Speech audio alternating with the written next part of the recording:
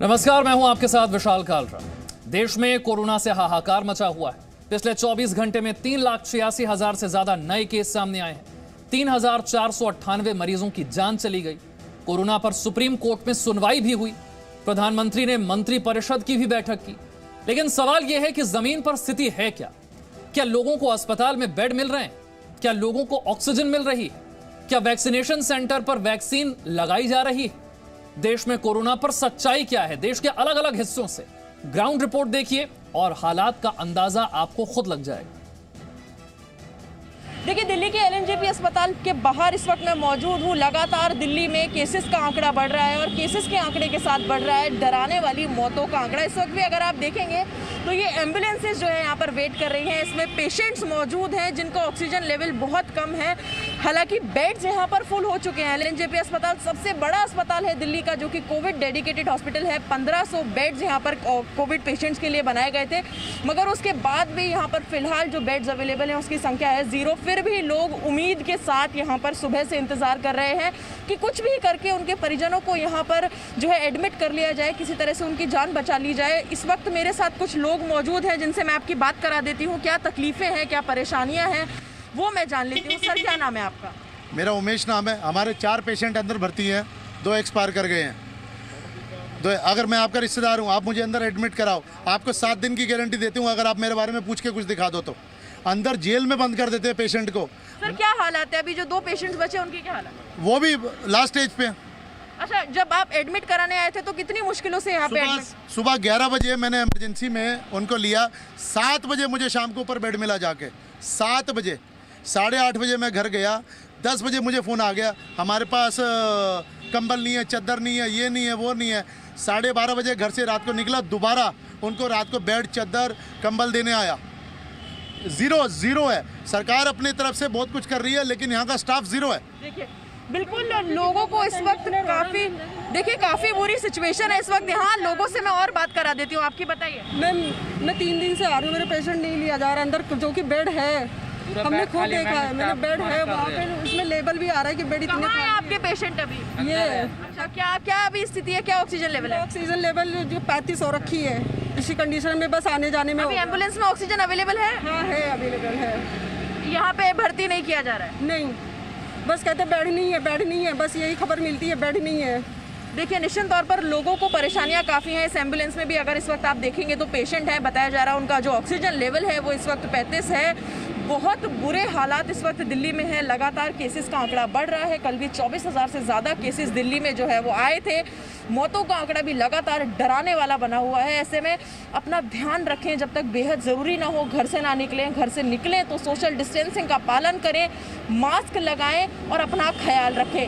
पृथु कीर्ति सिंह, जी media, Delhi.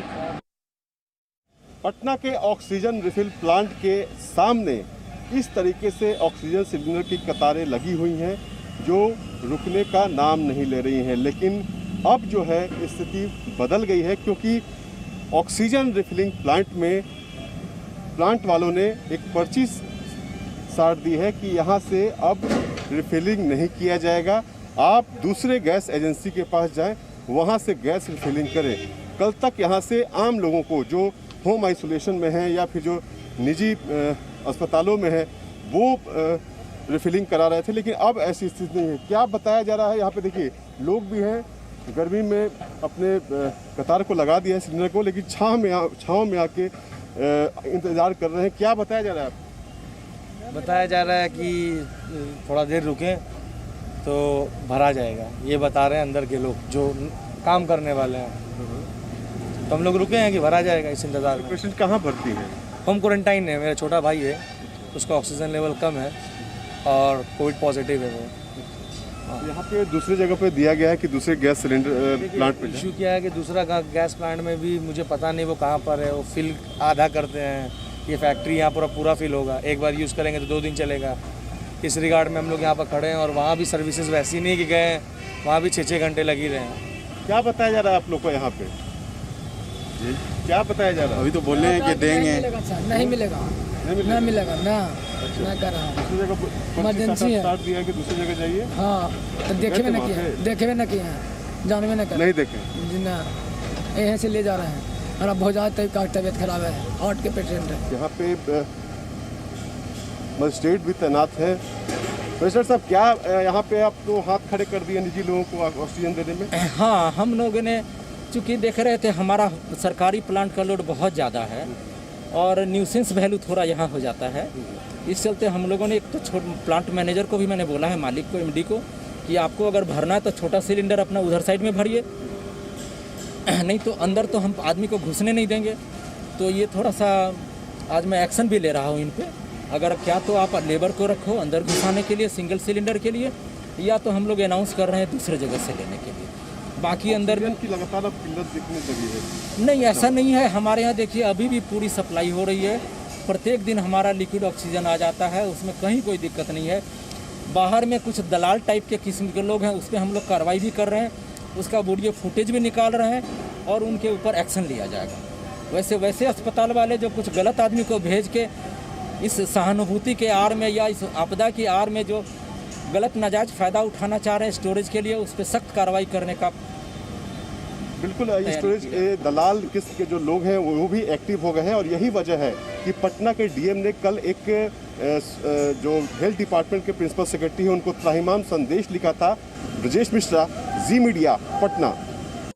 Vaccine सेंटरों पे हजारों की भीड़ लगी रहती थी, जहां ये स्टॉक ये कहा गया है कि इस वैक्सीन सेंटर की यानी बीकेसी की वैक्सीन सेंटर की क्षमता है 7,000 से 8,000 लोगों तक वैक्सीन दे सकते हैं। लेकिन यहाँ आज ये बोर्ड लगा हुआ है कि अगले 3 दिनों तक कोई वैक्सीन नहीं दिया जाएगा।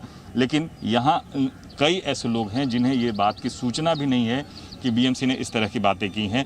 अपने अपने सर्विस, अपने अपने जॉब से आने के बाद वो वैक्सीन लेने की कोशिश करते हैं। जैसे क्या आपका नाम है? चंद्रशेखर जी, जिस तरीके से आप यहाँ आए हैं वैक्सीन लेने के लिए, या जिस तरीके से आपने कहा कि सेकेंड डोज लेने के लिए आए हैं, क्या हालात क्या दिक्कत है?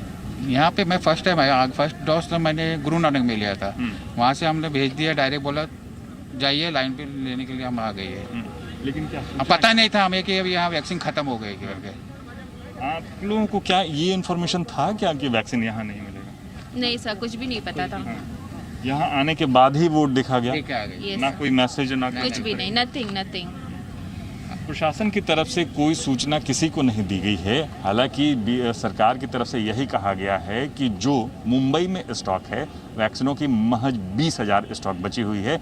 अगर यही स्टॉक 1 लाख तक होगी तभी वैक्सीनेशन सुचारू तरीके से दिया जा सकता है। पूरे राज्य भर में स्टॉक है 7,60,000 स्टॉक बचे हुए हैं। मुंबई में 45 साल से अधिक लोगों की संख्या तकरीबन 46 लाख है, जिसमें से 28% लोगों को वैक्सीन किया गया है। महज उसमें से 12% लोग ऐसे हैं जिन्हें दोबारा वैक्सीन यानी सेकेंड डोज दिया गया है। बीएमसी प्रशासन की तरफ से यही कहा गया है कि प्राथमिकता सेकेंड डोज वालों को दी जाएगी, यानी 18 साल से लेकर 44 साल के लोगों को जिन्हें 1 तारीख से वैक्सीन देना था, उनकी अभी अवधि आने वाले दिनों में कुछ देर तक आएगी, यानी 15 मई के बाद से 15 मई तक उनको वरीयता दी जाएगी जिन्हें सेकेंड डोज देना है। हालांकि प्रशासन को ये सारी सूचनाएं जरूर लोगों तक पहुंचानी चाहिए थी, क्योंकि यहाँ इन सेंटरों पर लोग आते हैं अपनी वैक्सीनेशन के लिए, लेकिन उन्हें निराशा हाथ लगती है। उन्हें यही बोर्ड देखने को मिलता है कि अगले 3 दिनों तक कोई वैक्सीनेशन नहीं होगा।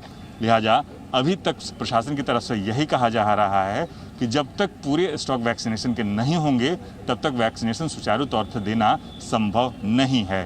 कैमरामैन सनी पासवान के साथ राजीव रंजन सिंह, जी मीडिया, मुंबई। कर्नाटका में 1 मई से 18 से 45 वर्ष के लोगों के वैक्सीनेशन ड्राइव को लेकर के कर्नाटका राज्य सरकार की तैयारियां और उत्साह पूरा है, पर इस बात को लेकर के अभी तक संशय है कि ये ड्राइव 1 मई से शुरू हो पाएगी। कर्नाटका स्वास्थ्य विभाग के मुताबिक कर्नाटका सरकार के द्वारा सीरम इंस्टीट्यूट को 1 करोड़ डोजेस के ऑर्डर दे दिए गए हैं, पर अब तक वो डोजेस कर्नाटका नहीं पहुंच पाए हैं। ऐसे में स्वास्थ्य विभाग उन लोगों से ये अपील कर रहा है कि रजिस्ट्रेशन कराने के बाद जब तक सूचना ना मिले तब तक वो वैक्सीनेशन सेंटर पे ना आए। अब तक कर्नाटका को केंद्र सरकार की ओर से 99.40 डोजेस प्राप्त हुई हैं, जिनमें से 93.60 डोजेस का इस्तेमाल अब तक हो चुका है। फिलहाल राज्य सरकार के पास 5.91 डोजेस उपलब्ध हैं और आप देख सकते हैं कि इस वक्त जो लोग हैं वो बड़ी कतार में यहाँ पर खड़े हैं और वैक्सीनेशन का इंतज़ार कर रहे हैं। हालांकि चूंकि लोग काफ़ी बड़ी संख्या में अब यहाँ पर आ रहे हैं, इसको लेकर के तरह तरह की परेशानियाँ भी हो रही हैं। कैमरामैन तारक रामू के साथ जयपाल शर्मा, जी मीडिया, बेंगलुरु। देश के अलग अलग राज्यों से देश की हेल्थ रिपोर्ट। एक छोटा सा ब्रेक ले रहे हैं, फौरन हाजिर होंगे। Presenting V News app available on Google Play and App Store. Download it now.